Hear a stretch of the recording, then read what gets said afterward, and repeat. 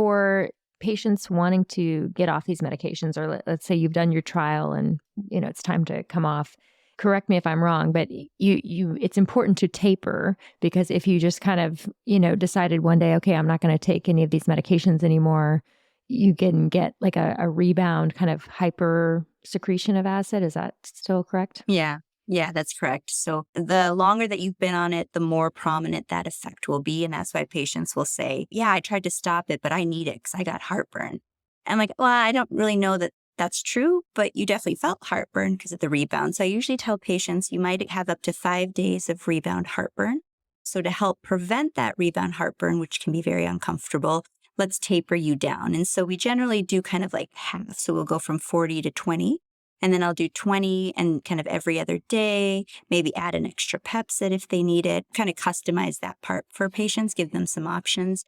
But yeah, we definitely want to taper so that you don't get rebound heartburn symptoms. And if during the taper, if they start to experience their laryngeal symptoms again, whether it be the mucus or the throat clearing or whatever it was, at some point you say like, okay, we're going to hold this dose for a little while and then maybe try again, try to taper down a little bit later, or how does that work? Yeah, exactly. That's how we do it. So again, if as you're tapering, symptoms start to come back, I talk to them about, your options are to either go back to the dose that was taking care of your symptoms, okay, with the understanding that we're doing this with acid suppression, or see how you feel. If they're kind of back, but they're not that bothersome and you feel comfortable, then let's continue the tapering.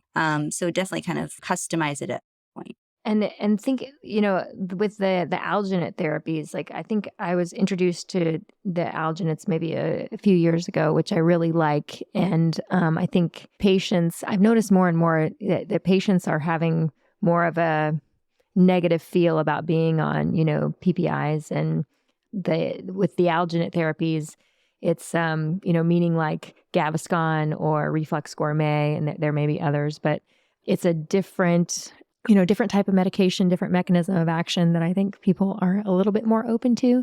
Can we switch gears and, talk about those and how they work? Yeah. So natural is the way most people kind of trend towards now, right? Like natural is considered better.